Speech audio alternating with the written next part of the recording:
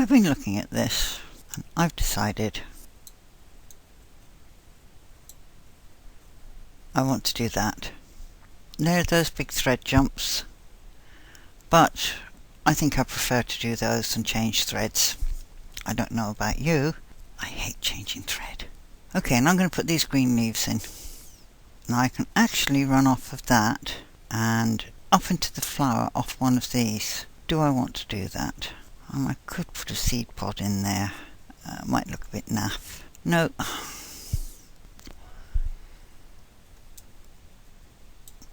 I'm going to start over here.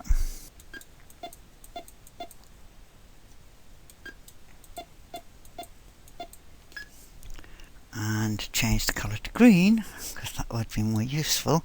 What colour green did I use? 247. Well, it wasn't new then, was it? 206? 247. Okay, alter the angle. Or I could if I could find it. And there it is, hiding away inside there. And I just need to put these back.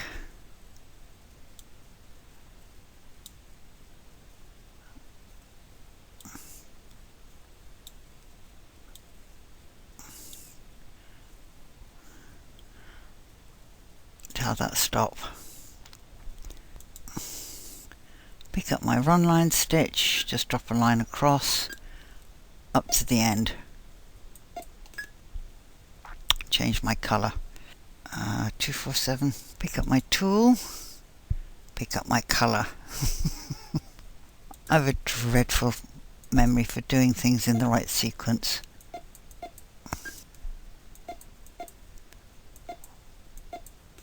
And I have to reshape that. I couldn't see what I was doing. Ah, there he is, that one. Oh, he was about right. Tell that stop. Pick up the run line tool and go for a little walk. Now I know there are lots of you who don't like walking under your edges. I've walked under the edges of my embroidery ever since I started digitizing. It's never bothered me and never really shows. And if it does show, it looks a little bit like shadows. And I'm not exactly a perfectionist, but I don't like things which do hit you in the eyeball and upset you a bit. So, and I would prefer to travel far more than having unnecessary jumps and stops. Highlight that one, changes angle. And that's a bit better. There we go. Just needed shrinking in that little bit to get rid of that horrible quilted effect. I go and pick up my run line tool again.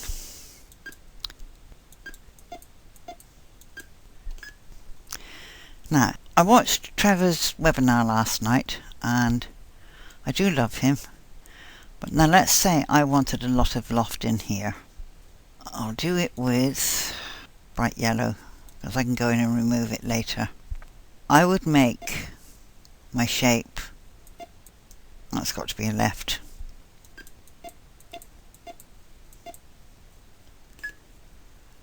Okay.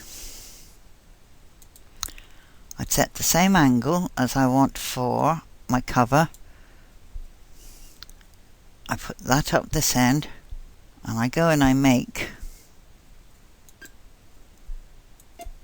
the shape that I want. And the needle penetrations are outside of that little pillow of thread that I've put underneath, and that's a hand embroidery technique. You pad your satin stitching.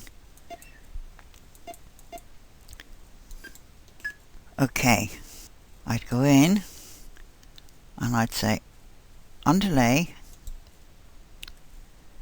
edge run, nothing else. I don't want to batten down that other underlay that I've put in, and then my fill stitch would be satin, no auto split, because I don't want the auto split bashing that down. And then alter my angle to match the one that's underneath, and that would give me a huge dome on top. So I'd have flat of my fabric, and whereas I would normally have quite a low layer of satin, I now have a big pad of satin as if I'd used puffy foam. And of course I haven't. The other thing it does is it allows you to thin out your top satin stitch. But we'll keep that between us. Okay, so let's go and pick up my green again and put my green stitch in. The underlays are very good. They're there to tie the fabric to the stabilizer and also to assist in holding the stitches up off of the fabric. But when you want a lot of loft, and there are loads of occasions when you want a lot of loft, if you're doing bullion roses, you need that loft for the bullion roses. If you're making the bullion flowers, I don't know what I've come into here for, I want this one, you need that loft. No, it's still going to give me that puffy look,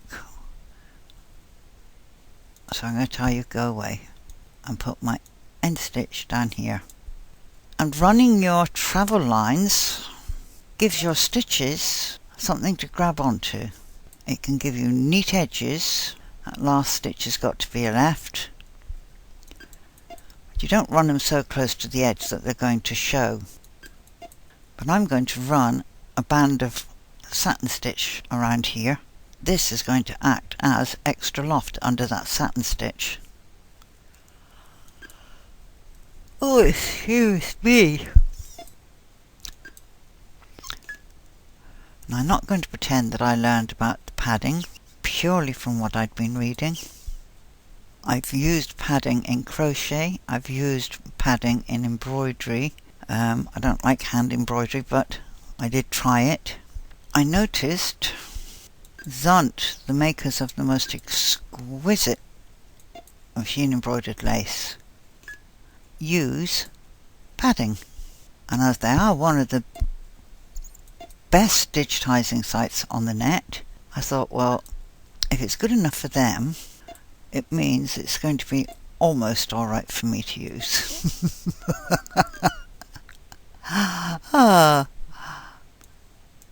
No, that is actually something else. I do hate it when you can't get hold of an angle. Thank you. And I think that's it for the green. I don't believe there's any more. No. So I'm going to tell that stop. Oh, it isn't. I've got to put a little thing in at the bottom.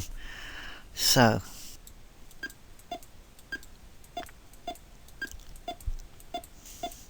now where on earth did this start? I really can't remember. 1, 2, 3, 4, 5. I think it started up in here somewhere. Right.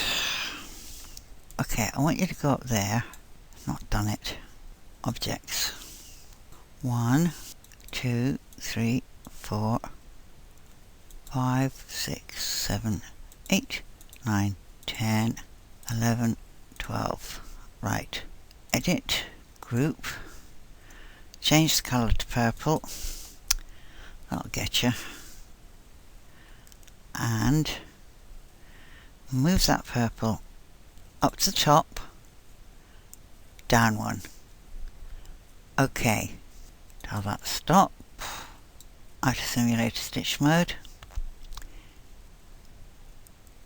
drop this down a bit and give it a whirl.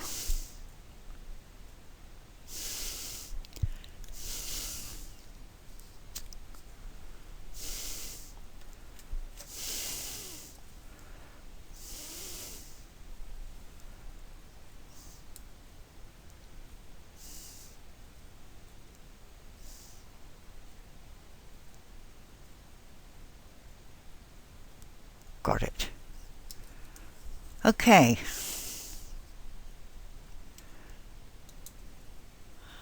Tell that stop and go away. Change that to that.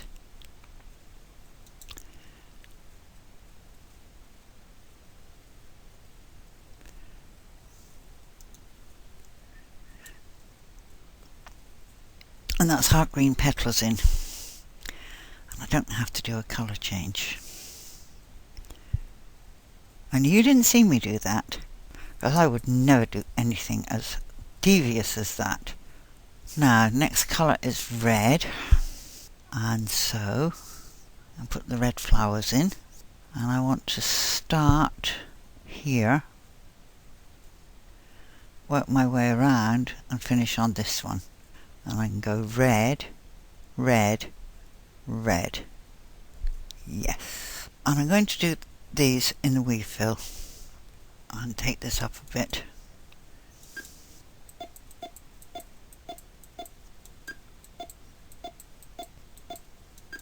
I'll take you in a bit further than that. You've got a satin stitch going over you. Okay, change the colour to red. And I want that really bright red. There it is. And put a bit of a Florentine on you. Drop your stitch length down to 3. Not you, this one. 3.5. Do I want to put an effect on it besides the Florentine? No, I'll use my fill 2, go and find my angle, put that end up there, bring this end out here until that stop, after I've located my end point. And put them up there ready for the next object. Okay, well, let's take a look. Yeah, I think that looks okay. I've got to have a break from this satin. It drives me crazy. I'm going to continue like that around to here.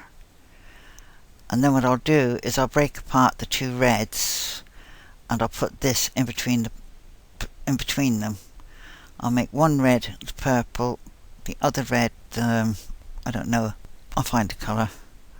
I just slot these in between the two and then turn the other two back to red again.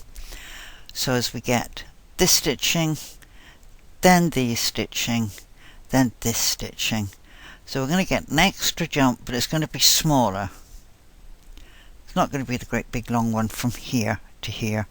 And I'm going to stop now, and I won't do any more until tomorrow, because it is now 11:30 at night, and I really do need to get to bed for once early.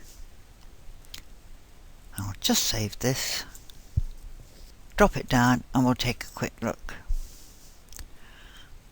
And that's our design so far.